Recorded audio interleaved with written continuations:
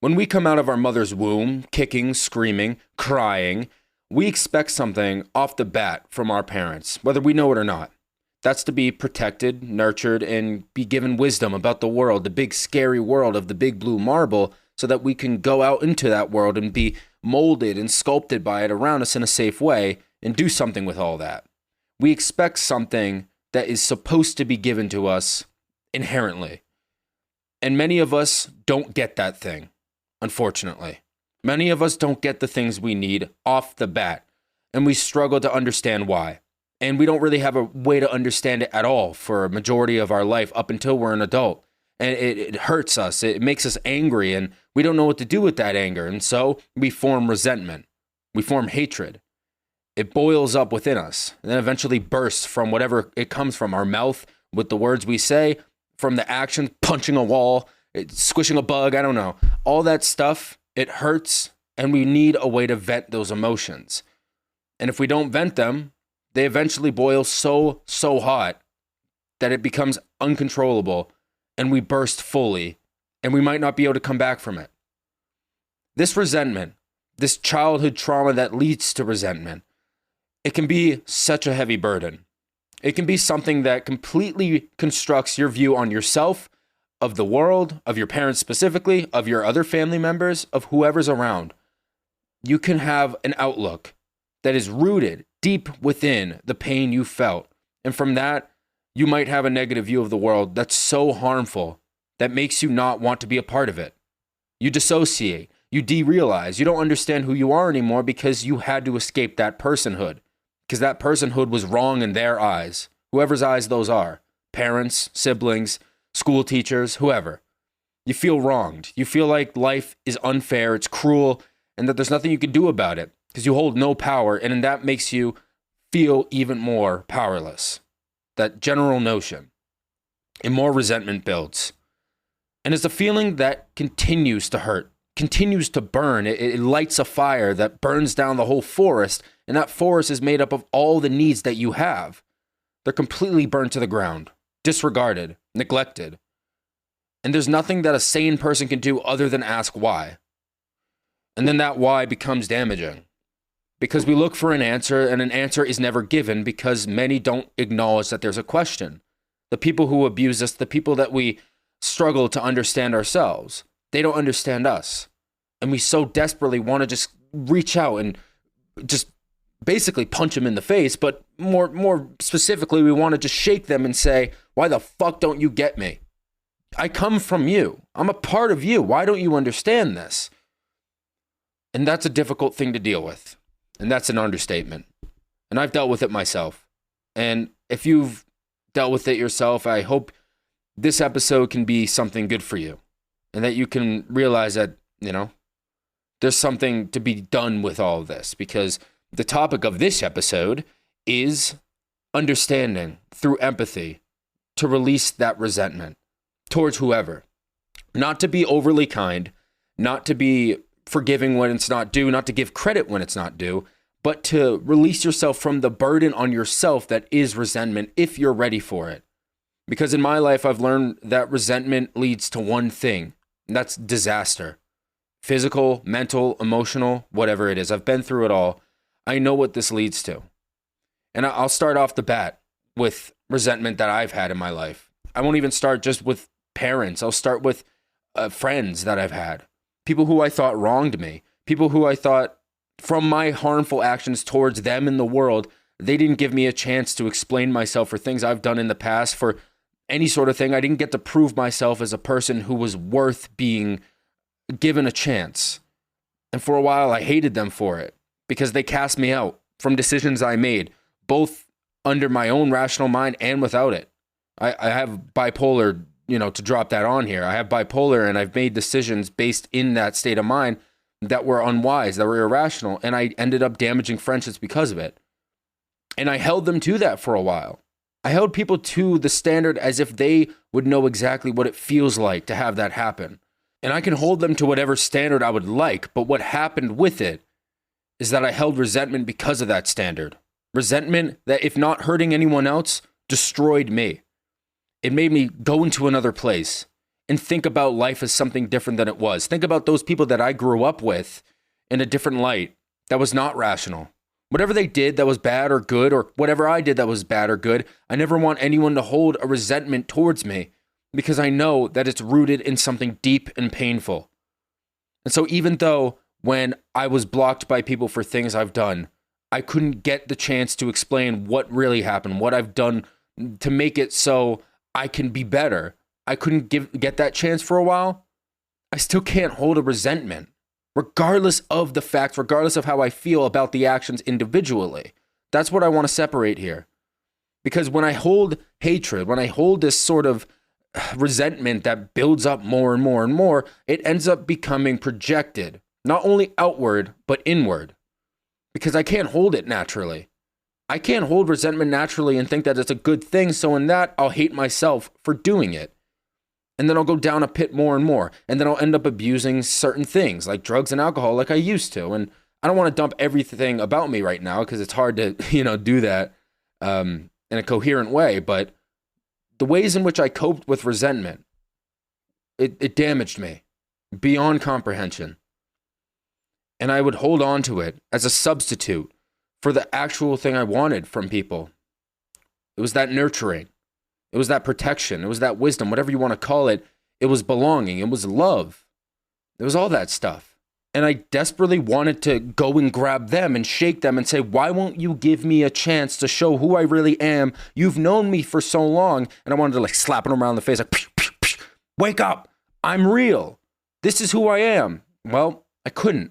I literally couldn't. And that powerlessness, the powerlessness to do anything about the situation, built up a fire, a pain, a burning sensation that I couldn't escape. I was stuck in a burning building, and it seemed like I was comfortable there.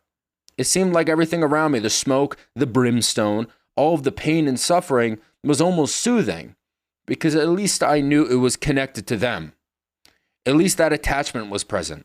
Because apparently the pain of being so fully separated from my past, from the memories and friendships I formed, that pain was worse than feeling that burning, that fire that built up and just lit my whole world ablaze. I was connected deeply to it. I couldn't let go. I couldn't release that stuff because they meant so much to me. Everyone who I grew up with, people in high school, people who I met along that path, they all meant so much, and I lost them due to my own actions. And not only that, due to my own actions that I have no ability to rectify. And I held it myself to it, and I hated myself for those things. And I projected that hate outward, and then it projected back inward, and then began a cycle. I couldn't live like that, but I chose to because I wanted to hold on, because they meant the world to me. Just like how your parents might mean the world to you, and you might feel that same way. And you'll hold that resentment because you want at least an attachment to them in some way. And you know it's not being fulfilled healthily. So it's just there, soaking in some corrupted poison. And it seeps deeper and deeper down into your heart as it leaks through the cracks of everything that you protect yourself with. Whatever it is, your things that you use to escape, the dissociation tactics you have, any unhealthy mechanism, even any healthy mechanism sometimes. All of that. It seeps through the cracks and it makes your life feel toxic because the whole situation is toxic and it hurts so much. So what do? You try to tell yourself that these people are monsters. They're assholes. They're pieces of shit and they don't deserve anything less than hatred because they give me so little to actually feel okay about. And they're supposed to give me everything I need, or at least as much as they can, right? Yeah, of course. Of course. But the problem is, this resentment's still there when it doesn't need to be.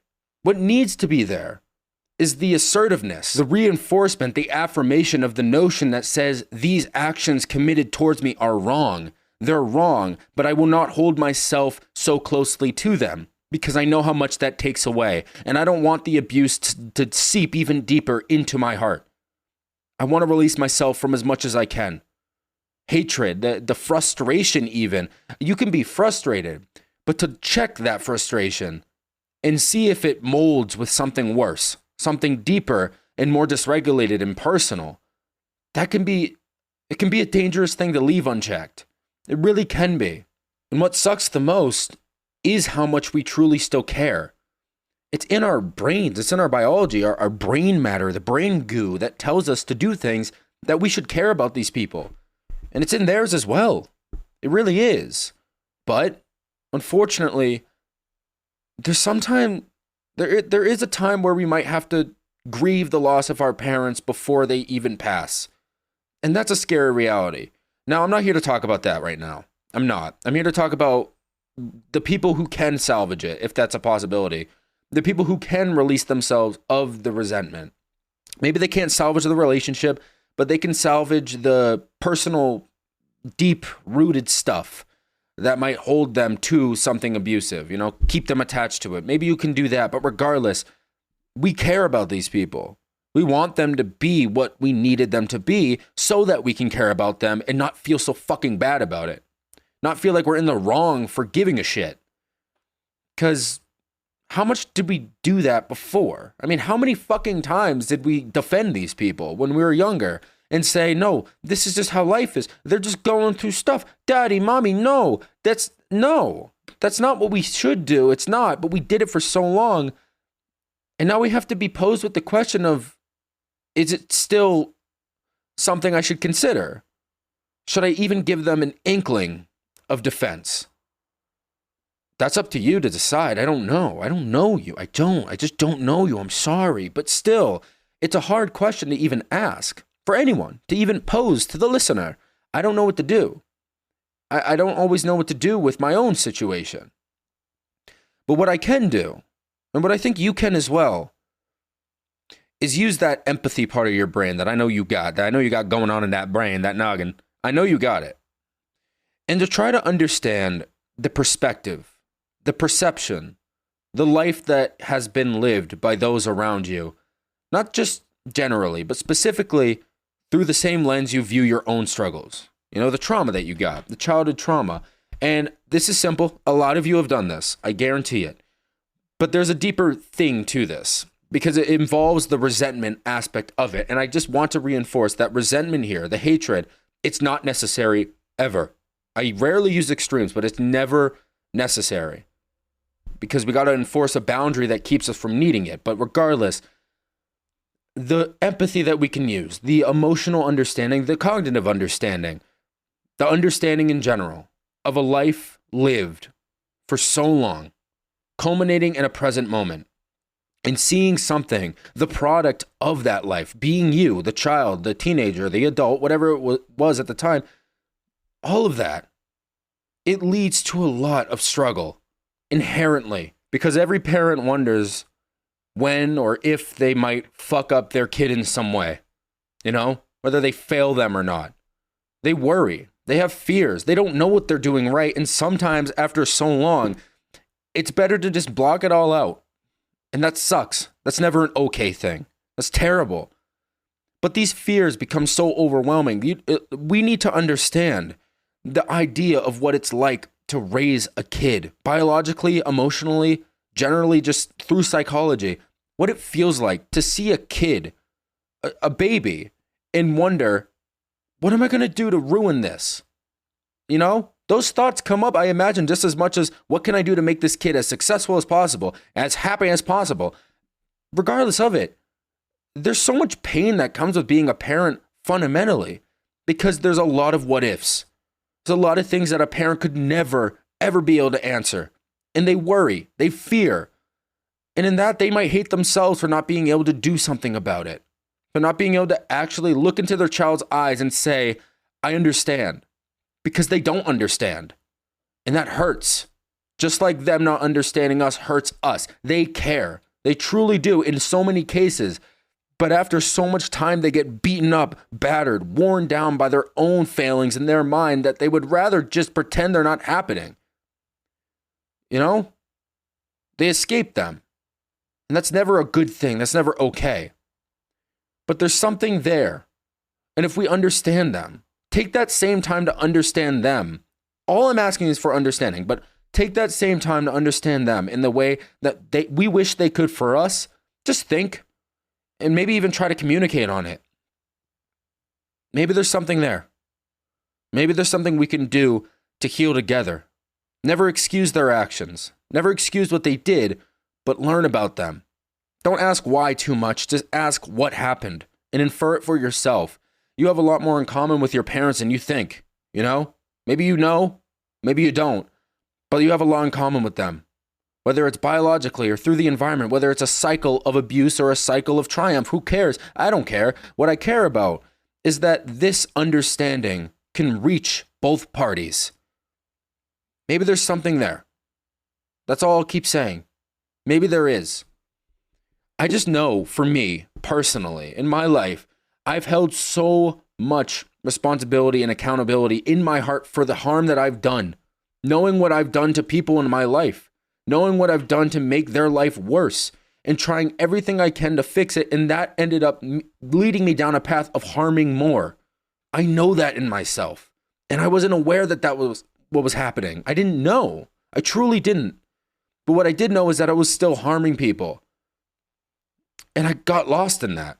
I truly did. I got lost in this vicious, I don't even know, escape from a world that was so hard to understand because I cared so much about the people within it. And in that, I hurt them.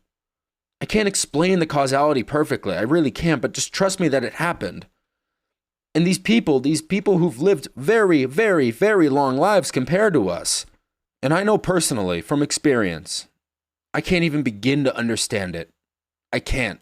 I can understand the base symptoms of trauma and the WebMD list that I could look at and the personal experience I have and the therapy and treatment that I've learned about. But I don't know what it's like to be them. I don't know each small moment in their mind that they look at with so much dysregulation, with so much pain and struggle. I don't get it, and I never could. But what I could do is try. Understand the things that I at least can see and at least can get told to me. I could do something with that. And maybe that sort of charity, if you want to call it that, can show a person what it truly looks like to have that done so that they can do it back. Because there's a lot of, attempts at communication in these abusive relationships, especially with our parents. And they're done through desperation. They're done through this drive to assert a family boundary. And it usually is violated. But what if the attempt wasn't to set a boundary for a moment? What if it was to just learn and understand? Not with the purpose of getting something, just listening. In the same way a therapist might listen to you and say, how do you feel about that? Oh, I understand that. This is what you were going through. I understand it because I was able to put myself in your shoes. And even though you might not understand me in the same way I want you to, I do believe that I can do something with this. Maybe I can set boundaries in a way that's more digestible to you now because I know how you react to certain things. Maybe. And I took the time to empathize so that it could happen. And now that I know who you are, now that I see your humanity in its rawest form, maybe this hatred can start to cease. It could start to cease and it wouldn't start to build up each time that I think about you. My mom, my dad. I say I love you every single day, yet I still feel hatred. Why? Because I don't get why I'm treated this way by you. I don't get it. And so I just spout out the words, but I don't believe in their meaning. And I don't believe in their meaning because I don't understand why I'm saying them. And I don't think you do either. So let's try to do it. Let's try to understand. Let's get this shit done. And let's find a way to live. Whether it's separate or together, I want closure. If I can't get it, I'll move on. But I'm strong enough in my ability to identify when something's good for me or bad for me to genuinely say, I'm willing. I'm not here to try to do anything more than learn and understand. Please join me. And so maybe we can have something worth remembering, even if we move on. I hope there's something to be done with that. I think there is. For me, I do it myself. I've learned through my own personal understanding of, for example, my mom, what activates her, what pain she's been through, what I can navigate through in order to do the typical boundary setting and need fulfilling that is required of me for my own personal safety and protection and everything. I've done that. I don't spew these words for no reason. I've done this exact thing because I know I have to negotiate and work and compromise in a way that's true to them, not true to some fucking textbook, not true to some therapist even. That's a part of it, but I need more than that. Because the personal experience and understanding of the person I know more than anyone else that I know, that's something crucial. I need to understand them on a deep personal level. I can't look towards anyone other than me and that person or those people, or at least just myself enough to do anything that's worth my while. And I'll get help from all the resources I have, the therapy, the treatment, the community pages, the people around me, the support groups. All of that shit is crucial as well. But in order to understand the person, the individual, that individual must be understood directly so that we can free ourselves from that pain that boils deep and let that boiling subside so it can cool and not burn so badly anymore. And we can live freely of the pain that it caused us. Whether the memories are still there or the relationship fractured, the deep-rooted pain through that burning has subsided. And we made the effort to get that done. We found power through ourselves. We protected our spirit. We nurtured our soul. And we were wise enough to do all of that. We became the person who was meant to guide us. And if that was our lot in life, so be it. But we did it. And we feel good because of that. And we're proud that we did something worth our while for the people we still care about so much. But more importantly, for that damaged kid who needed closure. Let's hope we all find it. That's all for today. See ya!